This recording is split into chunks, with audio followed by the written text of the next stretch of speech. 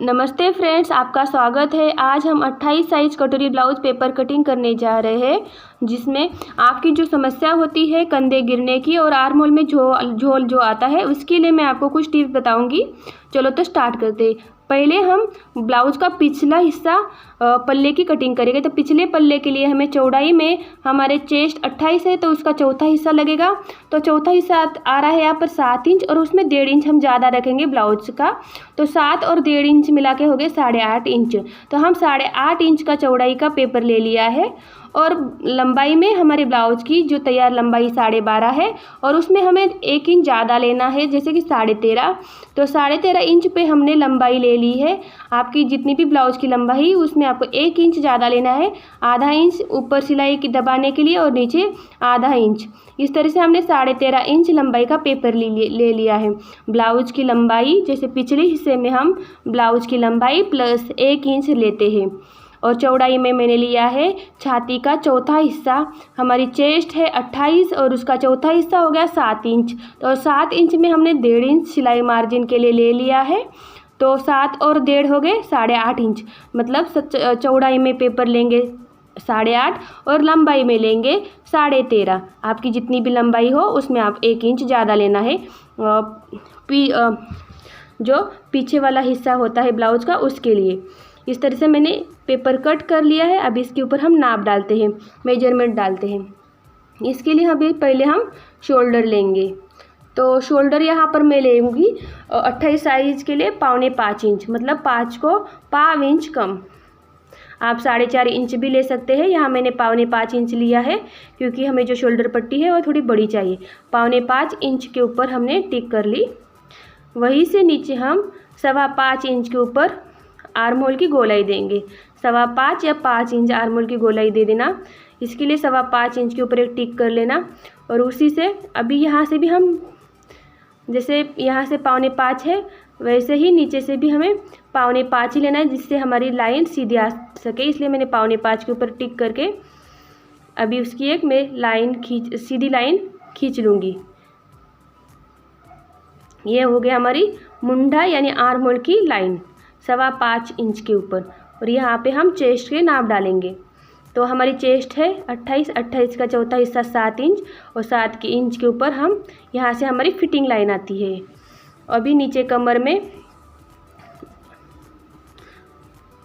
उसके पहले यहाँ से मैं 1.5 इंच सिलाई मार्जिन रख देती हूँ, और ये पूरी हमारी आ जाएगी सिलाई मार्जिन। यहाँ से हमारी फिटिंग की लाइन आती है, यहाँ से हम सिलाई करेंगे बाद में। और यहाँ पर हमारी गले की चौड़ाई लेनी है हमें 2.25 इंच। 2.25 इंच यहाँ मैं गले की चौड़ाई रख रही हूँ, क्योंकि शोल्डर पट्टी 3 इंच चाहिए हमें। तो 2.25 इंच के ऊपर मैं टिक करूँगी 2.25 इंच। वहीं से अभी हमें यहाँ से गले की चौड़ाई के पास 1/4 इंच की एक लाइन खींचनी है। और यहाँ देखो, यहाँ 1/4 इंच की लाइन खींची, मतलब आधे को आधा कम 1/4 इंच। और यहाँ से मैंने ऐसे क्रॉस में ज्वाइन कर दिया। ये 1/4 इंच इसलिए मैंने क्रॉस में ज्वाइन किया, इससे हमारे गले ये नहीं होते हैं। अभी देखो, यहाँ जो लाइन दी है वहाँ से हमें हमारे गले का नाप और आधा इंच ज़्यादा डालना है। जो 1/4 इंच डाला है वही इसके नीचे से पकड़ना है। और यहाँ से मैं 2.5 इंच ले रही हूँ गले की चौड़ाई। नीचे गले की चौड़ाई 2.5 इंच लिए, ऊपर हमने 2.25 इंच लिए, 2.25 इंच लिए। अभी इस तरह से हमें इसका बॉक्स बनाना है। ये क्रॉस में ऊपर मैंने इसलिए लिया है, वहाँ से हम कट करेंगे तो हमारे जो कंधे गिरते हैं, इससे हमारे कंधे गिरने की समस्या दूर हो जाएगी। अभी यहाँ से हमें गोलाई का, आपको जो शेप चाहिए उसका आप दे सकते हो, शेप दे सकते हो। यहाँ से हमारे मुंडे की गोलाई देनी। मुंडा गोलाई हम ले रहे 1.25 इंच। पीछे की मुंडा गोलाई, आर्म होल की गोलाई दे रहे 1.25 इंच पे। अभी यहाँ से पीछे के हिस्से से 3.5 इंच के ऊपर हम एक टिक करेंगे, और इस टिक को 4 इंच लंबाई ले लेंगे। यहाँ हमारे टक्स आता है, पीछे वाले ब्लाउज का जो टक्स होता है वहाँ से आता है। अभी ये टक्स पूरा टोटल टक्स रहेगा हमारा 1 इंच का। यहाँ आधा इंच और इस तरफ आधा इंच। इस तरह से हमने आधा इंच का टक्स ले लिया है, लाइन की इस तरफ आधा और इस तरफ आधा, मतलब टोटल टक्स हमारा 1 इंच का है। अभी यहाँ पर हमें आधा इंच ऊपर एक टिक करनी है, एक मार्क करना है, आधा इंच ऊपर एक मार्क करना है और इस मार्क को इस तरह से क्रॉस में ज्वाइन करना है। इसका मैं रीज़न बताती हूँ, क्योंकि जब भी इसको पहले मैं कट करती हूँ फिर बताती हूँ इसका रीज़न क्या है। जब भी हम इसको टक्स को सिलाई देते हैं तो जो हमारा ये पार्ट होता है ब्लाउज का, ये नीचे उतर आ जाता है। इसकी वजह से देखो एक लाइन में आ गया। अभी हम जो एक्स्ट्रा पेपर है वहाँ से मुंडे की गोलाई देते हुए कट कर लेते हैं और जो हमने क्रॉस में जॉइंट किया है उसे भी कट करके लेंगे। इससे भी आपके कंधे नहीं गिरेंगे। ऐसे आप भी 1/2 इंच का शोल्डर स्लोप दे के ब्लाउज की कटिंग कीजिएगा। इससे आपके ब्लाउज के कंधे नहीं गिरेंगे। इसके बाद हम आगे वाले पल्ले की कटिंग करेंगे। आपको कुछ भी डाउट हो तो आप कमेंट करके पूछ सकते हो। इसके लिए भी हमें चौड़ाई में, ये देखो इस तरह से पेपर लेना है। चौड़ाई में जैसे मैंने पहले बताया था, छाती का चौथा हिस्सा प्लस 1.5 इंच ज़्यादा। आगे की जो पार्ट होता है ब्लाउज का, उसमें आगे में लंबाई में चेंजेस होते हैं। लंबाई हमारी है 12.5, तो उसमें हमें आगे में 1.5 इंच ज़्यादा लेना होता है। जैसे हमने पीछे 1.5 इंच 1 इंच ज़्यादा लिया था, तो आगे के पल्ले में हमें 1.5 इंच ज़्यादा लेना है। जैसे 13.5 मेरी 12.5 पूरी लंबाई है और उसमें हमने 1.5 इंच मिला दिया तो हो गए 14 इंच। 14 इंच लंबाई का हमें पेपर कट लेना है आगे के पल्ले के लिए। चौड़ाई में तो सेम ही रहेगा, जैसे 7 और 1.5 इंच, 8.5 इंच की चौड़ाई रहेगी पेपर की।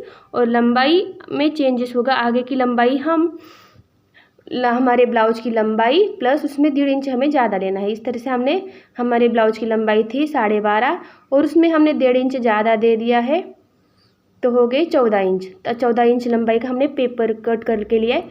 चौड़ाई में 8.5 और लंबाई में 14 इंच।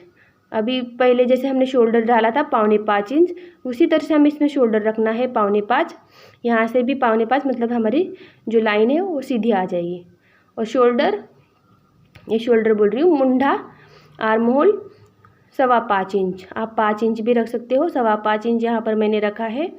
और यहाँ से हम छाती का, मतलब चेस्ट का नाप डालने के लिए हम उसके ऊपर लाइन दे रहे हैं। अभी यही से हमें हमारी छाती का चौथा हिस्सा 7 इंच के ऊपर टिक करनी है और नीचे की तरफ भी छाती का चौथा हिस्सा 7 इंच के ऊपर टिक करके एक सीधी लाइन खींच लेनी है।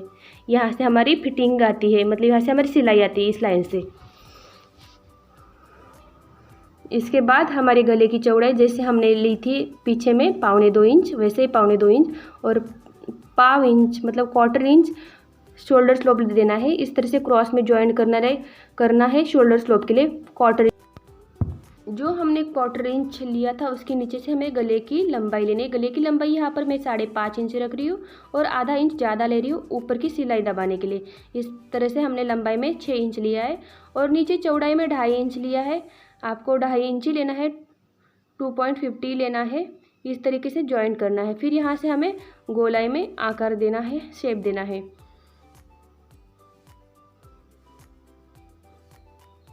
अभी यहाँ से हमें 1.25 इंच के ऊपर, मतलब 1 इंच को जो 1/2 इंच 1/4 इंच कम है, इस तरह से हमें शेप देना है।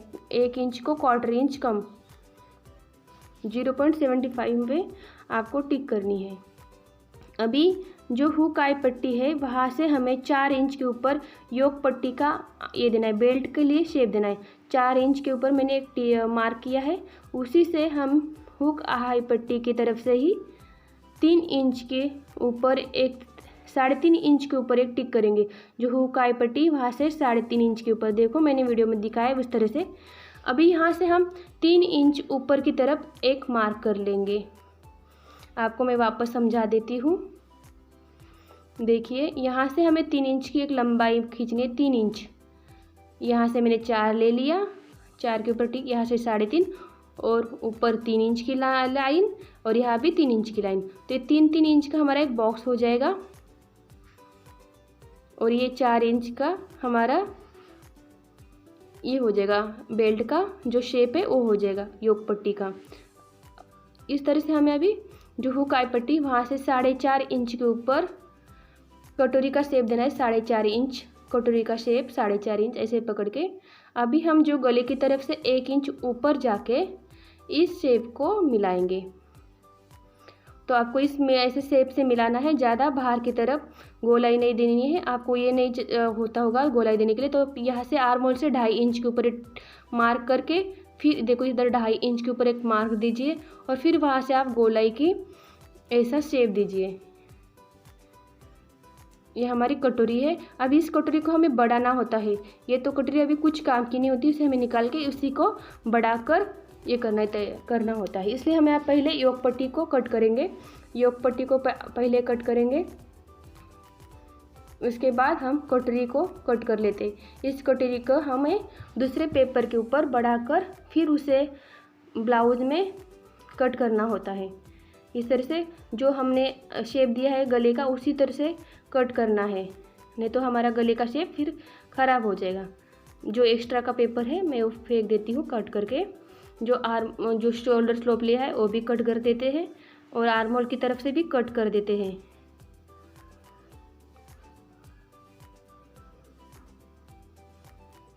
अभी हम कटोरी को बढ़ा लेते हैं। जो पुरानी कटोरी है उसको अभी हमें थोड़े से बड़े पेपर पे लेना है, उससे थोड़ा बड़ा पेपर चाहिए और उसे हमें कट करना है। इसके लिए पहले हम इसको ड्रॉ कर लेते हैं। जो पुरानी कटोरी अभी हमने निकाली है उसे हम पहले जैसे है वैसे ड्रॉ करो, इस तरह से ड्रॉ करना है। उसके साइड से उसको ठीक से पकड़ के ड्रॉ कर लीजिएगा। फिर उसके बाद ये देखो मैंने कैसे ड्रॉ किया, आपको वीडियो में दिख रहा है, उस तरह से ड्रॉ कीजिए। अभी इस कटोरी का हमें कुछ काम नहीं है, अभी इसे हमें बड़ा कर लेना है। तो बढ़ाना किस तरह से मैं बताती हूँ।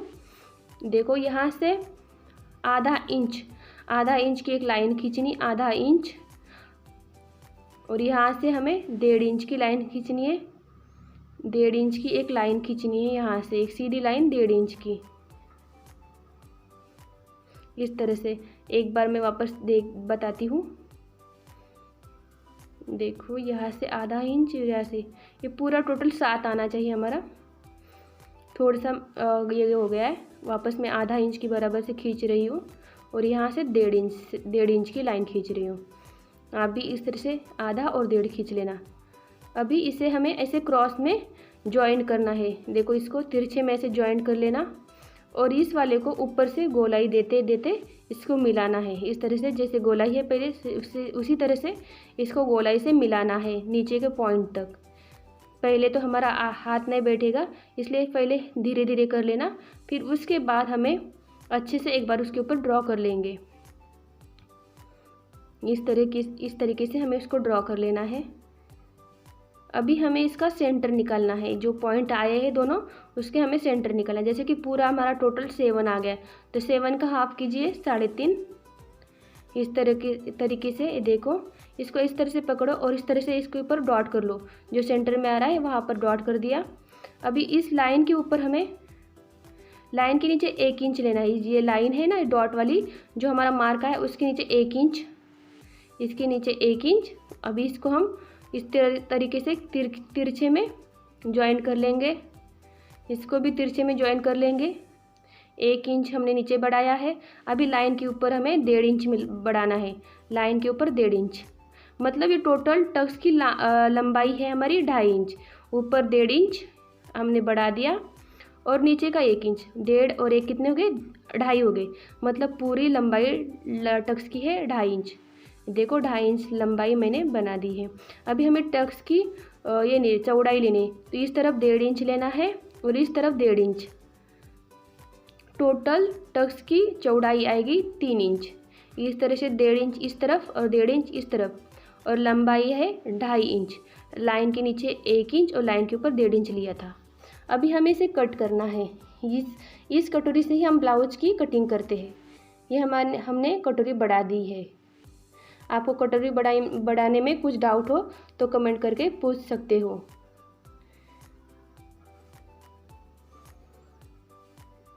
अभी हम देखो इसको इस तरह से हम सिलाई करते हैं तो इसका अच्छे से पफ बन जाता है।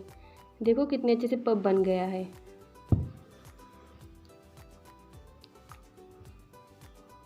अभी हम बाही यानी स्लीव्स कटिंग करेंगे। स्लीव्स कटिंग करने के लिए हमें थोड़ा सा बड़ा पेपर चाहिए। बाजू कटिंग के लिए हमें बड़ा पेपर चाहिए।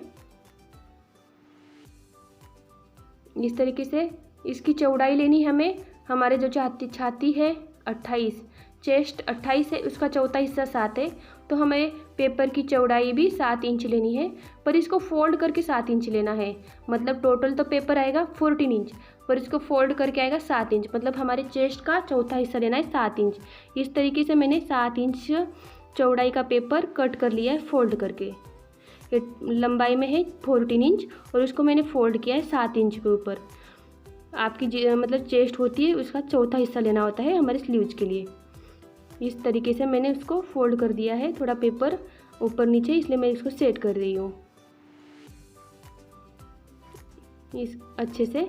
और इसकी लंबाई मैंने अपने जो स्लीव्स की लंबाई है उसमें बाजू की लंबाई प्लस 1 इंच लेनी है, ऊपर आधा इंच और नीचे के तरफ आधा इंच सिलाई दबाने के लिए। तो 4.5 इंच लंबाई है, उसमें मैंने 1 इंच मिला दिया, तो 5.5 इंच के ऊपर मैंने एक टिक की है और उसको मैंने एक लकीर खींच के अभी ये मैं कट कर दी। तो लंबाई में 5.5 इंच, जो भी आपकी बाजू की लंबाई उसमें 1 इंच मिला दो और चौड़ाई में लेना है 7 इंच, मतलब फोल्ड करके 7 इंच। 14 इंच होगा, 14 इंच होगा, उसको फोल्ड करके 7 इंच रहेगा।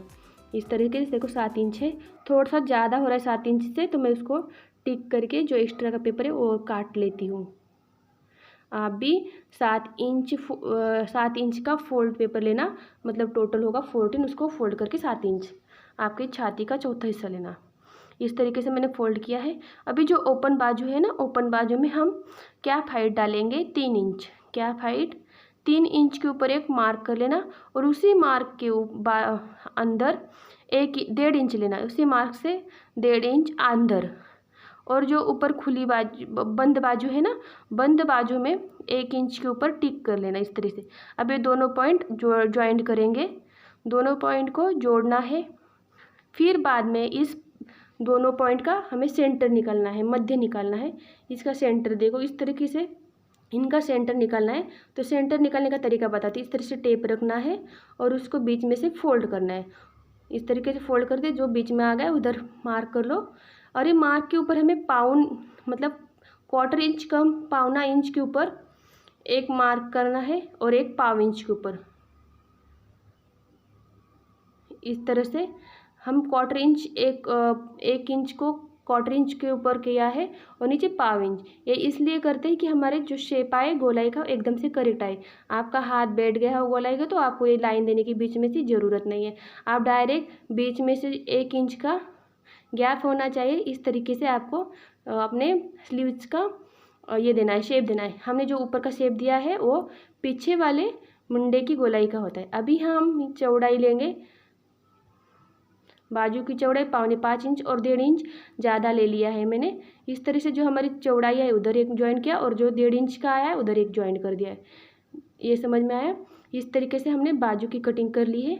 अब इसका कटिंग करने का तरीका, यहाँ से कटिंग करेंगे और ऊपर की जो शेप दिया है वहाँ से कटिंग करना है, अंदर की शेप से नहीं करना है, नहीं तो हमारी कटिंग गलत हो जाएगी। इस तरीके से ऊपर की तरफ से हमने कटिंग को कट कर दिया, ये हमें पीछे की तरफ जाता है।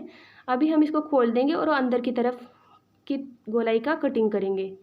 इस तरीके से हमने बाजू की कटिंग कर ली है। आपको बाजू में कोई भी दिक्कत हो तो कमेंट करके पूछ सकते हो। इस तरीके से हमारा बेल्ट, कटोरी ब्लाउज सब एकदम से बना है। अभी आपको इसको सिर्फ डायरेक्ट ब्लाउज के पीस के ऊपर रखना है और कट करना है। इसमें एक्स्ट्रा कुछ भी आपको ऐड नहीं करना है ना कम करना है, सब मैंने इसमें आपको ऐड करके ही ये कटिंग बताई। प्लीज़ चैनल को लाइक, शेयर और सब्सक्राइब करना। धन्यवाद। मिलते हैं अगले वीडियो में।